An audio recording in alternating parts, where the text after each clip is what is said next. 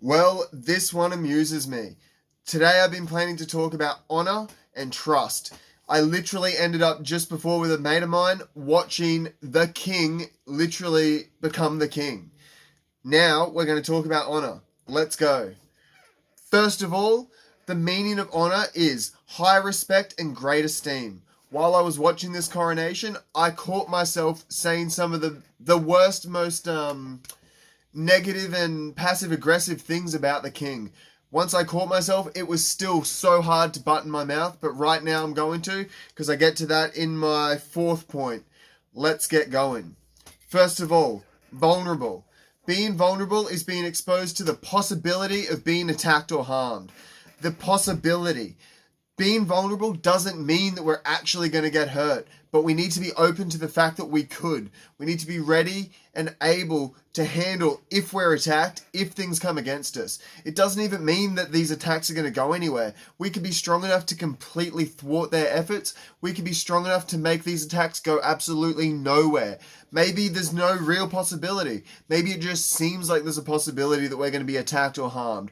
That's what being vulnerable truly is. Really, really is. It's being open and sharing all of our weaknesses, making it possible for people to come and to attack and to tear us down.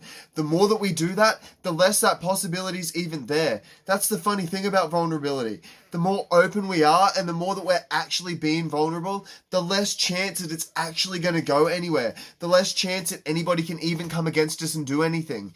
If we're telling the truth, how is anyone going to attack us? How is anyone going to come against us? What are people going to say about us? There's no lies that people can tell. And even if they do, enough people are going to know exactly who we truly are, that these attacks, these lies, these things are going to go absolutely nowhere.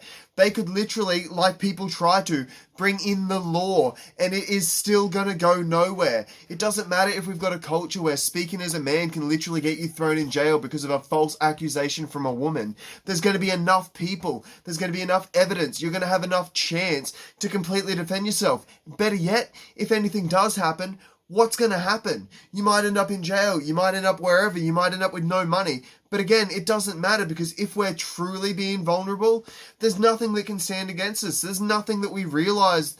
There's nothing that could come against us that we don't realize that we can overcome.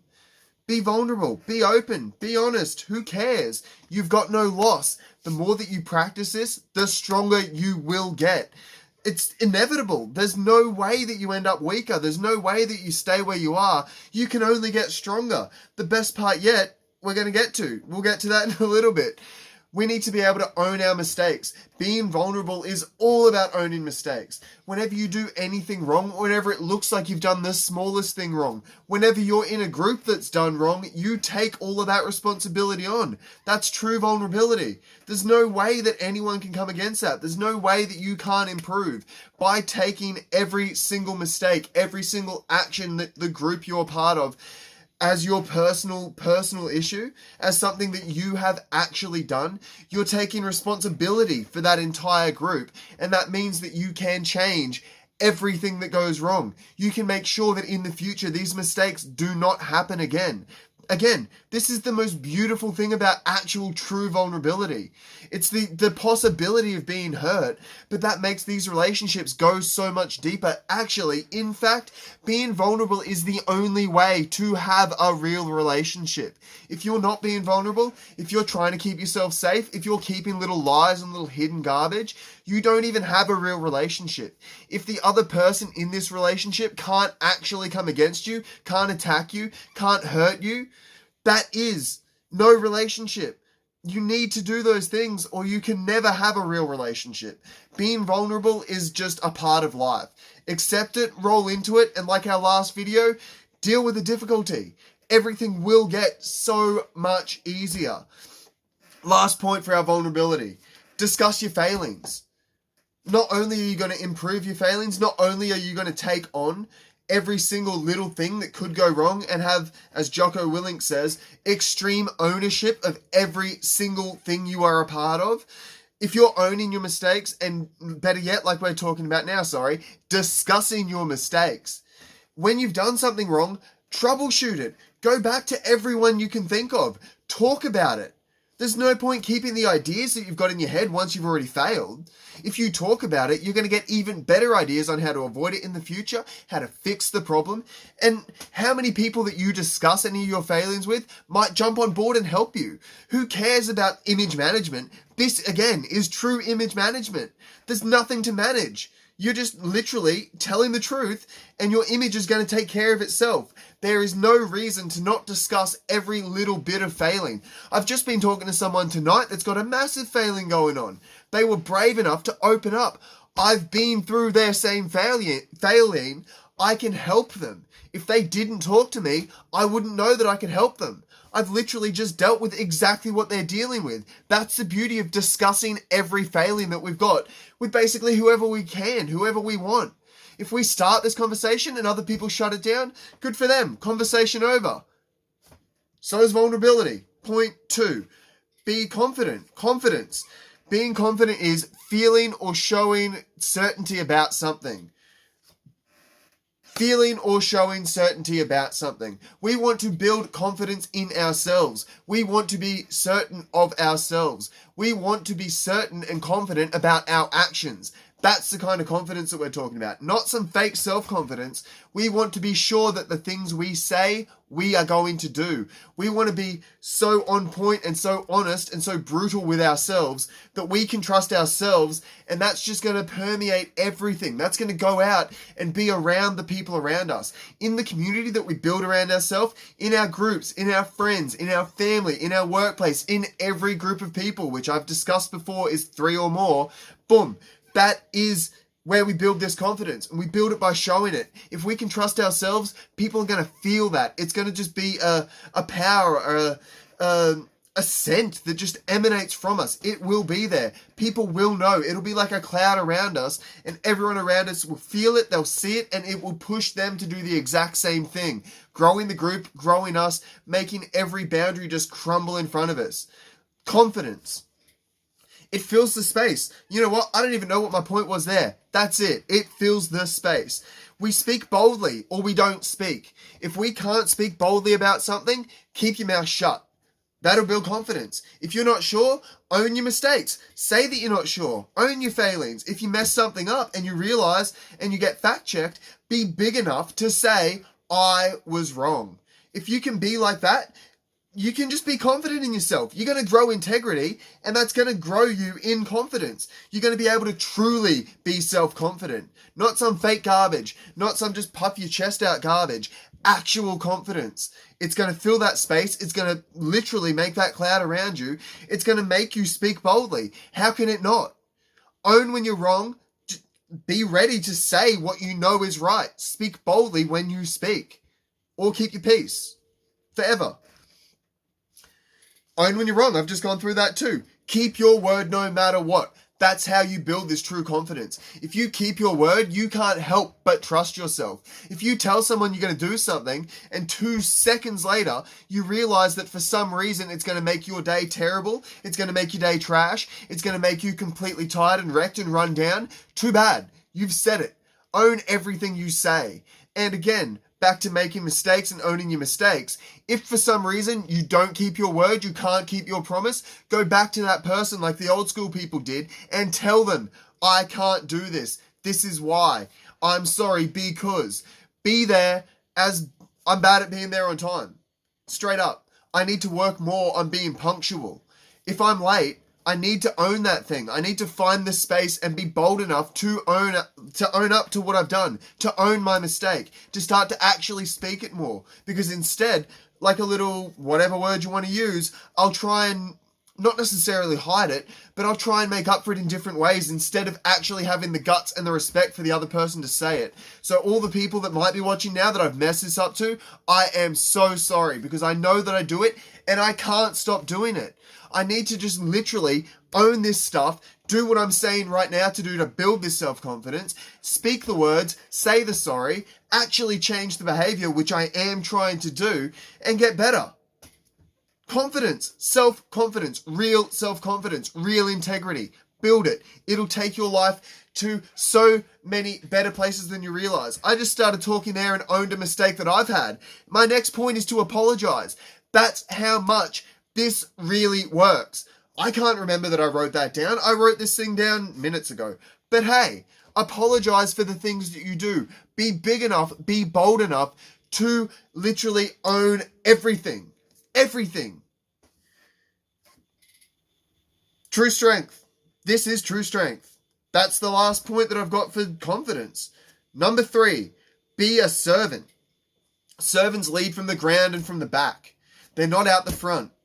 They're the leader, but then they should be the leader, but they're not out the front. It's not big and bold. They're hidden a lot of the time.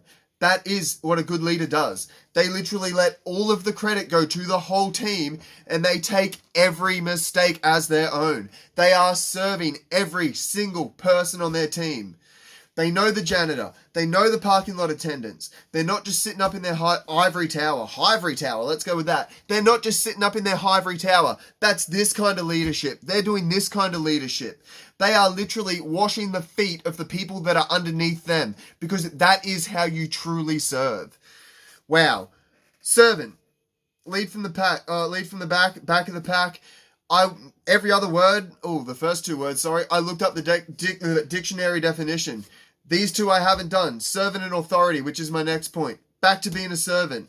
I just mentioned the washing the feet. Jesus is literally God, and when he was here as a flesh and blood person, he literally told people to suffer him to wash their feet. He got down, put on the garments of a servant, and washed the feet of the people that had been serving him. Washed the feet of his closest friends, some of whom, like I just said, asked him not to do it. But he got down, he stooped down. Forget that, he was God and he came down into flesh and worked with us, was here on earth for us, served us so much that he died on a cross for us. If that isn't leadership, if that isn't servant leadership, I don't know what is. That's my Jesus point for right now. What's next? 3, 2, 1. I'm going to work this out. Okay. I missed it because my first point was going to be a fake point. I remember seeing an old picture of a pack of wolves walking through the snow, but I've done my research. The pack of wolves walking through the snow were being led by the alpha, apparently. I don't know how much I believe it, but they're being led at least by the strong. The reason that they're walking in one line is because that strong leader of this walking group, let's go with that, because I don't know if they're the actual alpha.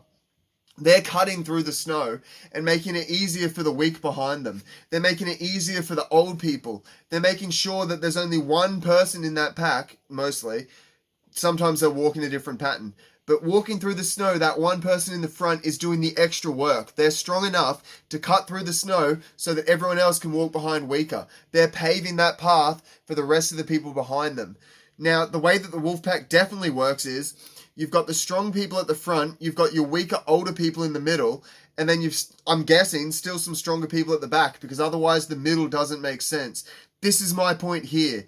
You want to be strong and lead for the weak people, but you want to follow behind. You want strong people in... What side's that for you? You want strong people in the front of the pack, you want your weak people in the middle, and you want your leader at the back, making sure that any straggler can be pushed forward by that leader.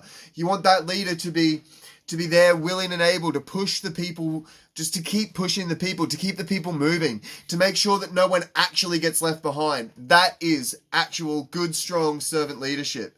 You need to be at the back of the pack so that you can keep the whole pack moving, because what's the point just being out the front if everyone else is just behind you? I've heard it said before, if you're leading and you turn around and no one's there, you're just going for a walk. You're not a leader, you're not leading anything, you're off on your own. What is the point of that? There is no point in that. Wait up. Actually, better yet, like I'm saying, lead from the back. Push the people forward, keep those people moving, and make sure that everyone is fine and moving and able, and that there's no issues. If you're leading from the back, you can't let people fall behind because you're at the back. No one's going to get behind you. Trust the people in the front that you've led. Stay in the back. I know I've mixed that up. Trust the people in the front that you've led, stay in the back and keep the whole pack moving, keep the whole pack together. That is leadership. You're supporting the weak. If you're not supporting the weak, you're not leading. Whoever's the weakest in the group, whatever that weakest chain is, you need to be there as the leader alongside that. That is how you strengthen a group. If you can find that weakest link, start to make them the strongest. If that's your goal, every single day, every single time you get together with whatever your group is, whoever your pack are, be it at home, be it at work, be it everywhere, you're starting to get the list at this point. If you're strengthening that weakest link, how strong is the chain going to get? Every single time, you're going to find that weak link, you're just going to make it stronger and stronger and stronger and stronger. That chain is just going to end up like the most thick, strong chain that you've ever seen. That's how you lead. That is why servant leadership is so important. Give work like someone is watching. Boom. You've got to give and you've got to be working like someone's watching. Every single time you start doing anything, imagine the person that matters the most to you. They're watching you completely, 100% of the time. It's Jesus, but let's pretend that it's like Santa Claus. He's always watching. He knows when you're awake. He knows when you're asleep. He knows everything you're doing. If you're at work, imagine that your boss is there watching you. If you're at home, imagine that your wife, your partner, your husband, whatever is there watching you. Wherever you are, the most important person in that place is watching you. Work like that. Act like that. Treat like that. Treat everything like that. Give like that. Do everything as if the most important person is watching. If you do that, you are going to go so far. And again, whatever groups you're in are just going to explode. It's just going to happen. They're just going to get better and better and better. Everyone's going to start supporting everybody. It's just like money. It just compounds. It just explodes. It just makes everything so much better. One last point. Number 4, authority. Honor the king. I started this with saying I watched the coronation and started speaking trash. Whoever is in the lead, whoever's king, not servant, yeah, hopefully they're serving because that's servant leadership. Whoever is in charge in every single realm, speak well of them. I don't care how terrible they are. I don't care how much you hate them. I don't care if they're not your choice. They're in that role. Honor that role. Forget the person. Forget any of the garbage they've done. If we're speaking well of these people, if we're trying to do everything we can to not cut them down, how much better inside are we going to be?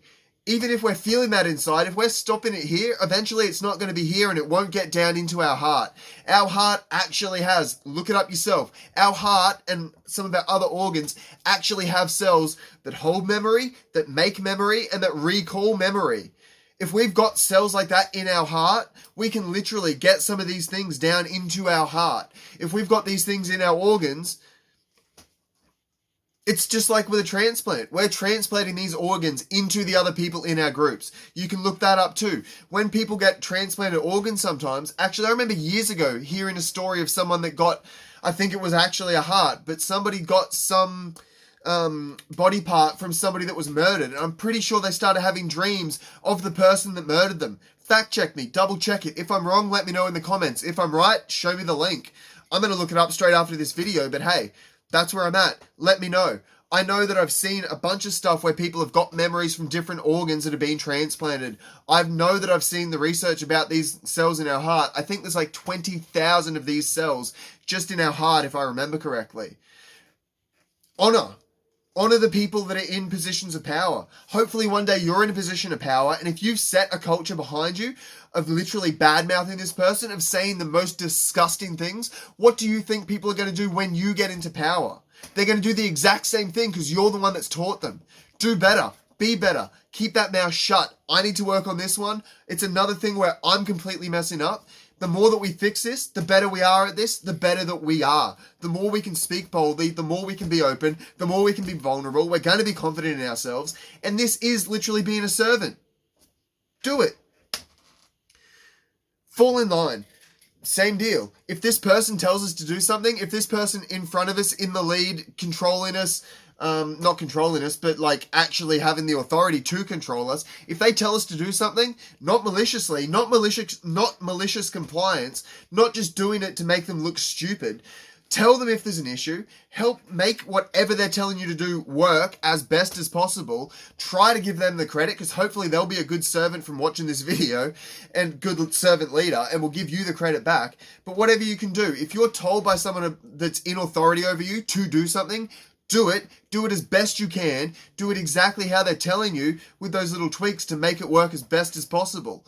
If you're not doing that, then what on earth are you doing? Why are you in a group? Why have you got somebody over you? And stop taking the paycheck because you're not doing your job.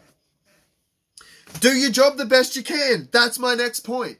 Whatever it is. We talked before about pretending that someone was watching. Do your job the best you can. Do everything to the best of your ability. If you're hanging out with friends, hang out and relax as best as you can. Serve the people. Do everything you can. Make every place you go. Make it your mission to improve it and to do the best that you can. If you're giving out 100%, you can't help but honor yourself. You can't help but be honored by the people around you. That's how you set, one of the ways, with all these other points, to set a culture of honor. What do we got next? Be firm and strong. That's how you command respect. That's how you show true authority, no matter what it is. Even if it's something negative, if you're coming against somebody, be firm, be strong. If you're being kind to somebody, be firm and strong. If you need to shut up and be honoring the king, do it firmly and with strength. Do everything with firmness and strength. That's how you go far in life. That's how you give 110% to everything. That's how you improve and increase your capacity. I'm done now. There are 4 points. This video is starting to get long. I'm watching this timer. If you can do this stuff, you're able to trust and honor yourself everywhere. You're able to trust and honor everybody everywhere. And it doesn't matter what other people are doing. We started at the beginning with being vulnerable, being exposed to the possibility of being attacked or harmed. If you're doing these things, if you're confident, if you're a servant, if you're working under authority but building up your own authority at the same time, you're able to trust and to honor everyone. You can give your trust away because there's nothing that people can do. There's no way that people can come against you. And when you are so strong that you can give your trust away to anybody, even knowing that they're going to ruin and just destroy and spit on and smear your trust, what can come against you? There's nothing that you can't handle, nothing you can't do. And ending up somewhere like a prison is going to be the worst place for you anyway. You've got a captive audience and you've got people that you can just talk to and improve. There's no loss for you. If you die, people are going to sing of your legend. You win. You can do this. Whatever it is, you can do it. Whatever your problem is with this list, good. That's your weak link. Do it. Whatever hurt, do it. You guys are going to go so far. Keep going. Keep pushing. Keep improving. That's how you win life. That's one of the ways you win life. You need this to really win life. Jesus, not a mind. You guys got this. See you later.